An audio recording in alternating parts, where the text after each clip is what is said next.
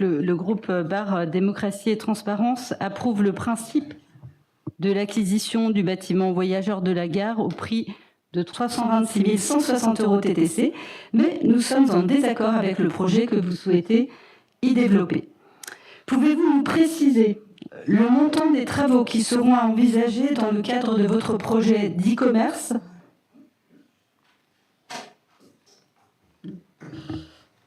Il y a un problème là, puisque vous vous interrogez. Je ne sais pas si votre question est terminée. Ah, pas du tout.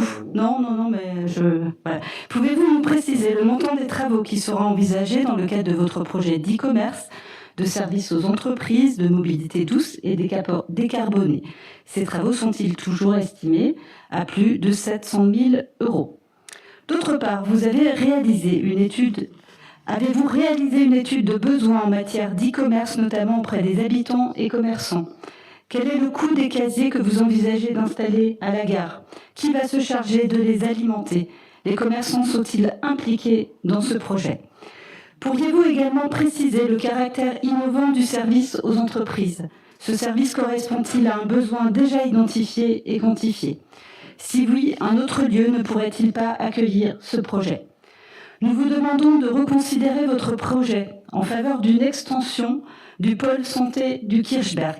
Notre proposition, puisque vous voyez, nous faisons des propositions et nous essayons d'être constructifs, Monsieur le Premier adjoint, notre proposition répond en effet à un véritable besoin en matière de santé et offrirait la possibilité sur des fonds privés d'accueillir de nouveaux spécialistes à Bar, notamment ceux qui envisageaient de s'installer à Goxwiller-Walf, dans le pôle santé du Piémont. Nous pourrions même envisager une petite offre de restauration au profit des usagers de la gare, des riverains, des patients et des professionnels de santé. Sur le secteur de la gare, nous tenons aussi à vous faire part de quelques remontées d'habitants et notamment de riverains quant aux résultats de l'aménagement de la route départementale du Haut-Val, pour laquelle 2,3 millions d'euros d'argent public a été dépensé. Vous n'êtes pas sans savoir que sans tenir compte des subventions, évidemment. C'est toujours de l'argent public, Madame la maire. Vous n'êtes pas sans savoir que cet aménagement pose des problèmes de fluidité et de report du trafic, parfois à grande vitesse, sur les rues du quartier de la gare et notamment la rue Feuler. Vous n'avez pas souhaité prendre en compte les alertes des habitants lors des concertations en 2022. Et là, j'étais là, tout comme j'étais là dans les concertations dans la Grand Rue, Monsieur le Premier adjoint. Absolument pas. Ni même pris soin de répondre aux différents courriers et messages de Monsieur Bernard Schneider, habitant du secteur, Madame Moller, au sujet des difficultés quotidiennes sur cet axe. Monsieur Schneider a donc décidé d'écrire au président de la CEA, qui a bien voulu lui répondre en confirmant que la collectivité européenne d'Alsace avait d'une part émis des réserves sur le projet initial en demandant des phases de tests qui n'ont jamais été réalisées par la ville de Bar. La CEA, la collectivité européenne d'Alsace, dont vous êtes une conseillère, confirme d'autre part que l'implantation trop rapprochée de 2 écluses induit des comportements déviants et des remontées de fils dans le giratoire, ainsi que des reports de trafic dans les rues de la gare et Pfeuler. Madame la maire, quelles solutions concrètes la ville de Bar compte mettre en œuvre pour rétablir un croisement normal des véhicules sur cette route départementale et ainsi éviter des empiètements permanents sur la voie verte et des reports parasites du trafic sur les rues adjacentes? Merci pour vos réponses, tant sur notre proposition d'extension du pôle santé dans le bâtiment de la gare que sur les solutions que vous envisagez de déployer route du Haut-Val. Évitez de crier dans le micro, merci. Oui, mais vous m'interrompez toujours, Madame la maire. Systématiquement. Alors, la route du Haut-Val, c'est pas à l'ordre du jour. Effectivement, il y a une personne qui nous a écrit, le courrier est en réponse, là, il est en partance. Et effectivement, le courrier a été, il y a une réponse apportée par la CEA, un courrier que j'ai rédigé également pour le compte de la CEA. Et il y a plus qu'une personne qui est contre le projet, puisque l'ensemble des habitants et des riverains, et Florence Bach peut en témoigner, sont désormais satisfaits. Il a fallu le temps d'adaptation. Florence, tu me contredis? Voilà, donc l'ensemble de la population est désormais satisfaite. Il a fallu l'adaptation des marquages, mais voilà, ce n'est pas à l'ordre du jour, mais j'ai apporté, je crois, le minimum de réponses. Angelo? Je vais rapidement compléter. En tout cas, merci pour une ligne de proposition. Ça fait toujours plaisir, ça fait du bien. Merci à nos collègues pour le volet patrimonial. Merci à Gérard et à Claude, bien évidemment. Le volet patrimonial n'a de justification que parce qu'il y a des projets. Et le projet de la gare, notamment l'acquisition de ce bâtiment, qui est un bâtiment absolument remarquable, qui a pris beaucoup de temps dans les allers-retours avec la SNCF, avec Réseau Ferré, nous a retardé un peu, bien évidemment, dans le déploiement de ce projet. Mais pour répondre partiellement à vos questions, je vous dirais que, d'abord, c'est un tremplin, l'acquisition, c'est un tremplin au développement économique et à l'attractivité de la ville de Bar. Je rappelle Click and Case and Collect, qui a été financé dans le cadre de Petite Ville de Demain à près de 50% par l'État. Vous allez me dire, c'est toujours de l'argent public, bien évidemment, mais cet argent public, il est mis à disposition des commerçants. En 2022, nous avons fait une étude d'impact sur à la fois l'attractivité du cœur de ville, l'attractivité de la Grand Rue, l'intérêt d'offrir une centaine, peut-être plus, peut-être moins, de casiers Click and Case and Collect, qui ont été évalués à 80 000 euros, financés bien évidemment, je vous le redis, à 50% par des fonds publics, donc Petite Ville de Demain. Nous avons obtenu cette subvention et nous l'avons aujourd'hui mise en sommeil. Je parle de l'acquisition parce que nous n'avions pas acquis la gare.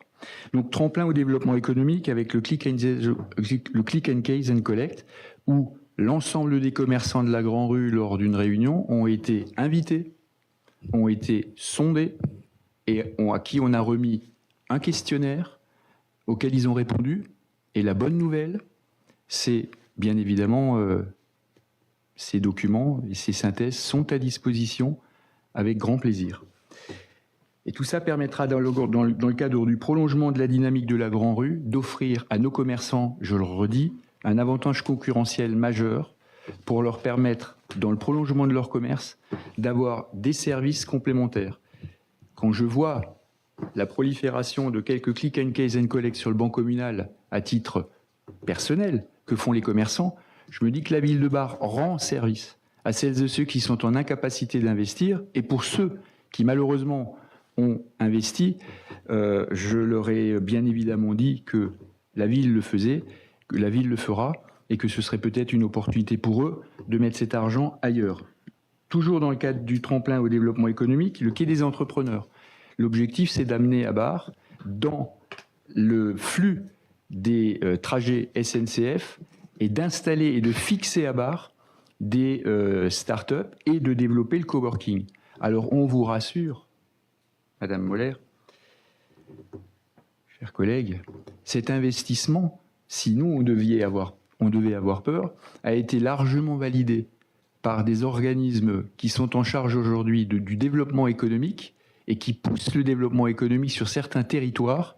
Et je peux vous dire que s'agissant de l'attractivité du territoire de Bar, nous n'aurions aujourd'hui à la fois, au regard du nombre de demandes qui nous sont adressées d'entreprises, notamment après avoir participé au Salon 360, que nous avons suspendu parce qu'on avait beaucoup trop de demandes par rapport à Bar et nous n'avions pas les équipements pour les accueillir.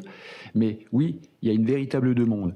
La deuxième justification, c'est bien évidemment de ramener une dynamique et une identité sur le quartier gare. Nous avons aujourd'hui le pôle santé et nous aurions en face un pôle d'attractivité qui donnerait une identité forte à ce quartier.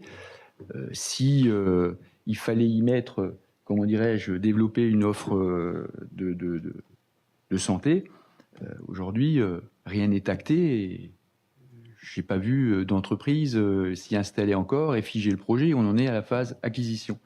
Le deuxième argument qui pourrait justifier cet investissement, c'est le renforcement de ce quartier, comme je vous le disais, de l'attractivité de la ville de Bar. Et enfin, c'est un moyen pour nous d'assurer et de consolider les créneaux SNCF. L'idée, puisque je vois que le développement économique, ce sont des choses qui vous passionnent, c'est d'amener par cette attractivité de la ville de Bar des flux qui vont effectivement permettre à nos hôteliers et aux futurs qui investissent actuellement sur le banc communal, aux restaurants qui ont une offre de restauration de qualité, de faire venir, plutôt que d'aller faire des réunions à partir d'Ensheim, de faire des réunions ou de les attirer sur Bar, qui à mon avis changeront en tout cas pour nous l'équation. Voilà pour ce qui est de la justification de ce projet qui faisait tout simplement partie d'un projet de campagne qui était la gare 5.0. Et il y a bien évidemment d'autres projets qui s'inscriront dans ce volet.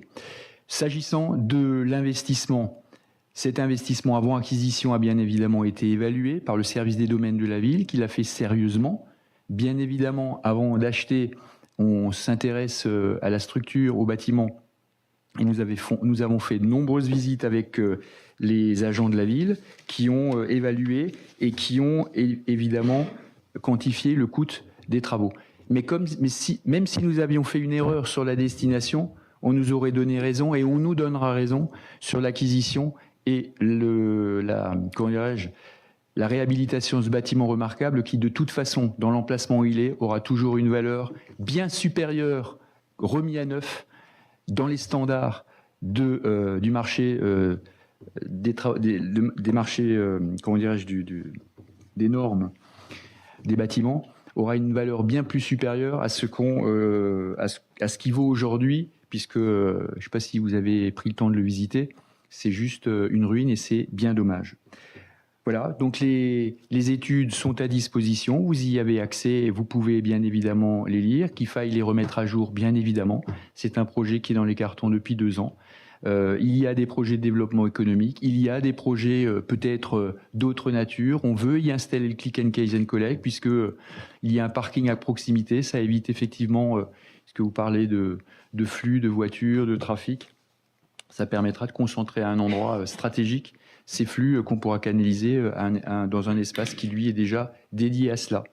Voilà ce qui justifie qu'aujourd'hui, nous ayons mis beaucoup d'énergie dans l'acquisition de ce bâtiment et pardonnez-moi d'avoir été un peu long. Bien, je propose au conseil municipal de délibérer sur 2 propositions. La première, c'est donc l'acquisition du bâtiment et de son emprise au prix de 326 160 €. Et la deuxième, qui est liée à la première naturellement, c'est sur la procédure de déclassement de l'emprise du domaine public. Alors, qui est pour l'acquisition du bâtiment?